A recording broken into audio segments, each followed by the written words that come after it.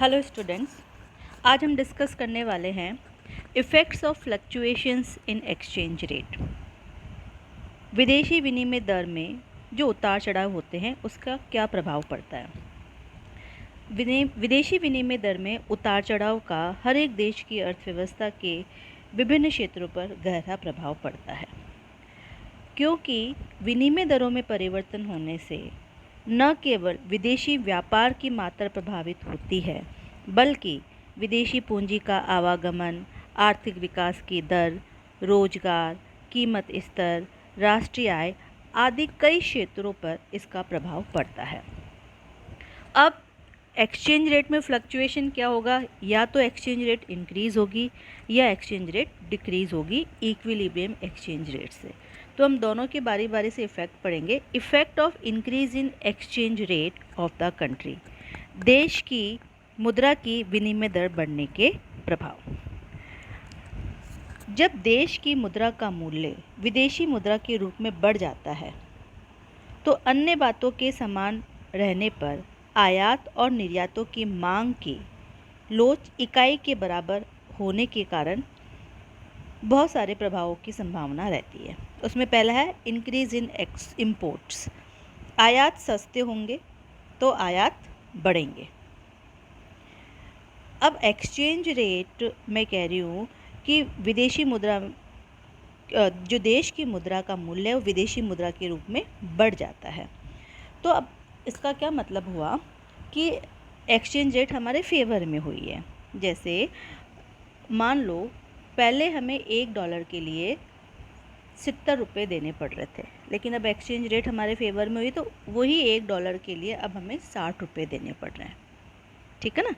तो विदेशी मुद्रा के जो मैं कह रही हूँ कि देश की मुद्रा का मूल्य विदेशी मुद्रा के रूप में बढ़ जाता है, कि जो पहले हमें $1 के लिए 70 रुपये खर्च करने पड़े थे अब हमें 60 रुपये खर्च करने पड़ रहे हैं। अब मान लो कोई वस्तु विदेशों से पहले $1 में ही आ रही थी तो उसकी आयात की कीमत हमें कितने चुकाने पड़े थे, 70 रुपये। अब वहाँ पे कुछ भी चेंज नहीं हुआ, वहाँ पे वो वस्तु $1 में ही हमें यहाँ पे पड़ रही है, लेकिन अब हमें उसके लिए कितना पे करना पड़ा, 60 रुपये ही। यानी कि आयात क्या हो गए, सस्ते हो गए, तो इससे आयात बढ़ जाएंगे। ठीक है। अब निर्यात महंगे हो जाएंगे तो निर्यात घटेंगे। इसी चीज़ को हम लेते हैं कि हमने वही वस्तु 60 रुपये की, जो पहले वो $1 में 70 रुपये की वस्तु खरीद पा रहे थे। मान लो हमने निर्यात किया यूएसए को, और हमारे जो प्राइस थी पहले वो थी $1 = 70 रुपीज़। तो अमेरिका वाले या यूएसए वाले क्या कर रहे थे, $1 पे करके 70 रुपये के बराबर वस्तु खरीद पा रहे थे। लेकिन अब क्या हो गया है, विनिमय दर में परिवर्तन होने के कारण, यानी कि जब इंक्रीज़ हो गई है एक्सचेंज रेट हमारे देश की फेवर में हो गई है, और अब हमें $1 के लिए 60 रुपये ही देने पड़ेंगे, तो उन्हें $1 के बदले में 60 रुपये की ही वस्तु मिलेगी। तो निर्यात क्या हो जाएंगे, महंगे हो जाएंगे। इससे निर्यात क्या हो जाएंगे, कम हो जाएंगे। ठीक है। अब देखा जाए तो ये तो गलत हो गया, हालांकि डिवैल्यूएशन तो हुआ हमारी मुद्रा का, लेकिन हमारी मुद्रा विदेशी मुद्रा की तुलना में देश की मुद्रा का मूल्य तो बढ़ा, लेकिन इससे क्या हो गया, आयात सस्ते होने से आयात बढ़ गई और निर्यात महंगे होने से निर्यात कम हो गए। तो क्या हो गया, निर्यातों के कम होने और आयातों के बढ़ने से हमारा विदेशी व्यापार क्या हो जाएगा, अनफेवरेबल। तो अनफेवरेबल बैलेंस ऑफ ट्रेड, यानी कि हमारा जो है व्यापार शेष है वो प्रतिकूल होगा, क्योंकि आयात बढ़ गई क्योंकि आयात सस्ते हो गए, और निर्यात कम हो गए क्योंकि निर्यात महंगे हो गए। उससे क्या होगा, अनफेवरेबल टर्म्स ऑफ ट्रेड, जो व्यापार की शर्तें हैं वह देश में प्रतिकूल होने की संभावना होगी। और नेगेटिव इम्पैक्ट ऑन एम्प्लॉयमेंट, यानी कि रोजगार पर बुरा प्रभाव पड़ेगा, क्योंकि देश में निर्यात कम होने से उत्पादन कम होगा। और इंक्रीज कैपिटल आउटफ्लो, विदेशी पूंजी का निवेश घटेगा और देश से पूंजी का बहिर्गमन बढ़ेगा, यानी कि देश से पूंजी विदेशों में बाहर ज़्यादा जाएगी। डिक्रीज इन कैपिटल फॉर्मेशन, और आयातों के बढ़ने और निर्यातों के घटने से क्या होगा, पूंजी निर्माण हतोत्साहित होगा, क्योंकि आयातों पर आश्रितता बढ़ जाएगी।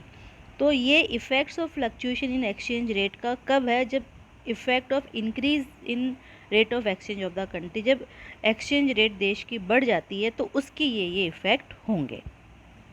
अब effect of decrease in rate of exchange of the country, अगर जो एक्सचेंज रेट है कंट्री की वो डिक्रीज़ हो जाएगी, तो उसके क्या प्रभाव पड़ेंगे? तो उसके जस्ट अपोजिट प्रभाव पड़ेंगे जो इंक्रीज़ के हैं। जब देश की मुद्रा का मूल्य विदेशी मुद्रा के रूप में घट जाता है, तो अन्य बातों के समान रहने पर आयात और निर्यातों की मांग की लोच इकाई के बराबर होने पर क्या प्रभाव पड़ेगा? इंक्रीज इन एक्सपोर्ट, निर्यात सस्ते होंगे और निर्यातों में वृद्धि होगी।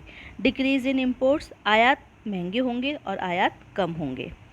फेवरेबल बैलेंस ऑफ ट्रेड, निर्यात बढ़ने और आयात घटने से जो व्यापार संतुलन है वह देश के पक्ष में रहेगा।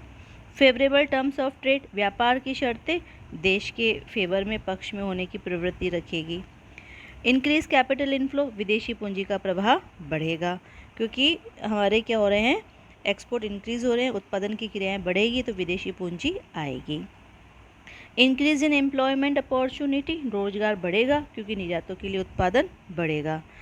एनकरेजमेंट इन कैपिटल फॉर्मेशन, पूंजी निर्माण को प्रोत्साहन मिलेगा। तो इस तरीके से जो effects of decrease in rate of exchange है वो just opposite to effects of increase in exchange rate. तो इफ़ेक्ट्स आते हैं तो वहाँ पे दो तरह के इफ़ेक्ट होते हैं, when exchange rate increases and when exchange rate decreases. तो ये हमने डिस्कस कर लिया। अब एक्सचेंज रेट में फ्लक्चुएशन होता है, उसकी क्या कॉजेज़ हैं, उसकी क्या इफ़ेक्ट्स हैं, ये हमने पढ़ा। तो इस एक्सचेंज रेट के फ्लक्चुएशन को कंट्रोल करने के बहुत सारे तरीके होते हैं, उसको हम डिस्कस करेंगे। Methods of controlling fluctuation in foreign exchange rate, विदेशी विनिमय दरों में उतार चढ़ाव पर नियंत्रण के तरीके। उसमें सबसे पहला तरीका हम पढ़ेंगे, उतार चढ़ाव में सबसे पहला हम पढ़ेंगे control on foreign trade deficit, विदेशी व्यापार घाटे पर नियंत्रण। जब विनिमय दरों में उतार चढ़ाव होता है तो उतार चढ़ाव पर नियंत्रण के लिए विदेशी व्यापार का जो घाटा है उस पर नियंत्रण करने का प्रयास हमें करना बहुत ज़रूरी होता है। और इसके लिए हमें क्या करना चाहिए, निर्यातों को बढ़ाना और आयातों पर नियंत्रण स्थापित करने की कोशिश करनी चाहिए, जिससे कि विदेशी व्यापार का घाटा कम होगा और विनिमय दर में उतार चढ़ाव को हम बहुत हद तक रोक सकते हैं, क्योंकि उससे विदेशी मुद्रा की मांग और पूर्ति में हम ठहराव ला सकते हैं। नेक्स्ट है control on foreign capital movement, विदेशी पूंजी के आवागमन पर नियंत्रण करके भी हम उतार चढ़ाव को कम कर सकते हैं, क्योंकि विदेशी पूंजी के अत्यधिक आवागमन एक महत्वपूर्ण कारण है विदेशी मुद्रा विनिमय दरों में उतार चढ़ाव का, क्योंकि विदेशी पूंजी के आवागमन से विदेशी मुद्रा की मांग और पूर्ति बहुत अधिक प्रभावित होती है, और मांग और पूर्ति में फ्लक्चुएशन होने पर एक्सचेंज रेट में फ्लक्चुएशन होता है। इसलिए विदेशी पूंजी के आवागमन पर प्रभावी नियंत्रण रखना ज़रूरी होता है विनिमय दर को नियंत्रित करने के लिए। Next is check on devaluation and revaluation, मुद्रा के अवमूल्यन एवं अधिमूल्यन पर रोक। जब कोई देश अपनी मुद्रा का मूल्य विदेशी मुद्रा के रूप में घटाता है अथवा बढ़ाता है, यानी कि रिवैल्यूएट करता है, तो उससे विदेशी मुद्रा की मांग और पूर्ति में असंतुलन विनिमय दरों में उतार चढ़ाव को जन्म देता है। अतः देश में जहाँ तक संभव हो अवमूल्यन और अधिमूल्यन को नियंत्रण करना चाहिए, उसको नियंत्रित करके हम एक्सचेंज रेट में फ्लक्चुएशन को कंट्रोल कर सकते हैं। Next is effective control on speculation of foreign exchange, विदेशी विनिमय सट्टे पर प्रभावी रोक। विदेशी विनिमय में सट्टा करने वाले व्यापारी विदेशी मुद्रा की कृत्रिम मांग और पूर्ति की स्थिति उत्पन्न कर विदेशी विनिमय दरों में उच्चावचन को जन्म देते हैं। तो उसके लिए हमें ज़रूरी है कि उनकी जो सट्टे की गतिविधियाँ हैं उन पर नियंत्रण रखा जाए, ताकि एक्सचेंज रेट में फ्लक्चुएशन को नियंत्रित किया जा सके। नेक्स्ट इज मॉनेटरी मेजर्स, मौद्रिक उपाय। देश का केंद्रीय बैंक, भारत में रिजर्व बैंक ऑफ इंडिया है केंद्रीय बैंक, बैंक दर में परिवर्तन करके विदेशी पूंजी और जमाओं के भाग एवं मांग एवं पूर्ति में परिवर्तन कर सकता है और उससे विनिमय दर में उतार चढ़ाव पर नियंत्रित स्थापित कर सकता है अकॉर्डिंग टू सिचुएशन। ठीक है। नेक्स्ट इज परचेज और sale of foreign exchange by central bank. देश का केंद्रीय बैंक अपने स्तर पर विदेशी मुद्रा को खरीदने और बेचने की क्रियाओं से भी विदेशी विनिमय दरों में उतार चढ़ाव को नियंत्रित कर सकता है। मांग या पूर्ति में परिवर्तन होने पर अगर बहुत ज़्यादा उतार चढ़ाव हो रहे हैं तो अकॉर्डिंग टू सिचुएशन, जब ज़रूरत हो खरीदने की, नियंत्रित करने की तो खरीदे, और जब ज़रूरत हो बेचने की तो बेचे। इस तरीके से वह एक्सचेंज रेट में फ्लक्चुएशन को कंट्रोल कर सकता है।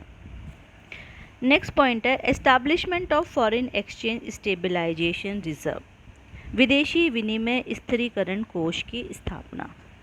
देश की सरकार या मौद्रिक अधिकारी देश द्वारा अर्जित विदेशी मुद्रा में से एक अलग से विदेशी विनिमय स्थिरीकरण कोष की स्थापना कर सकते हैं, और ये एक ऐसा कोष होता है जिसका उपयोग हम इमरजेंसी में करें, और अगर बहुत ज़्यादा फ्लक्चुएशन हो रहा तो उसके कंट्रोल के लिए हम करें।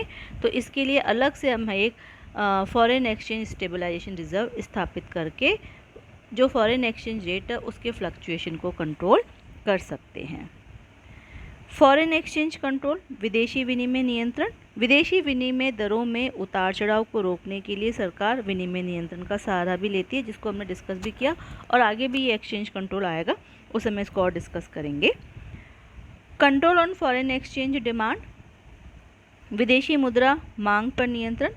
विदेशी विनिमय दर में उतार चढ़ाव को रोकने के लिए सबसे जो कारगर उपाय है वह विदेशी मुद्रा की मांग को नियंत्रण में रखना है और उसको पूर्ति के अनुरूप बनाया जाना। मांग क्यों करते हैं? आयात के लिए। तो अगर हम आयातों को कम कर दें या अनावश्यक खर्चों को कम कर दें तो ऑटोमेटिकली उसको मांग को हम नियंत्रित करके जो एक्सचेंज रेट में फ्लक्चुएशन है उसको कंट्रोल काफ़ी हद तक हम कर सकते हैं।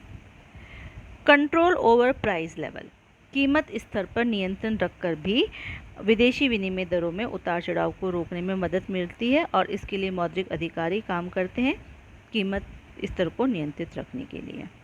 कंट्रोल पॉलिटिकल स्टेबिलिटी, विदेशी विनिमय दरों में उतार चढ़ाव का एक प्रमुख कारण राजनीतिक अस्थिरता होती है, और राजनीतिक स्थिरता से विनिमय दरों में स्थायित्व बनाए रखा जा सकता है। तो सबसे ज़्यादा ज़रूरी है कि जो पॉलिटिकल अनस्टेबिलिटी है उसे हम स्टेबिलिटी में कन्वर्ट करें, ज़्यादा उथल पुथल ना हो, तो उस देश में लोगों का दूसरे देशों का विश्वास बना रहेगा और वहाँ पे विनिमय दरों में स्थिरता बनी रहेगी। नेक्स्ट पॉइंट है effective control on economic crisis, आर्थिक संकटों पर प्रभावी नियंत्रण। जब भी देश में आर्थिक संकट आते हैं तो अगर उन्हें प्रभावी तरीके से हम नियंत्रित करेंगे तो विनिमय दरों में उतार चढ़ाव को आसानी से हम रोक सकते हैं। Thank you.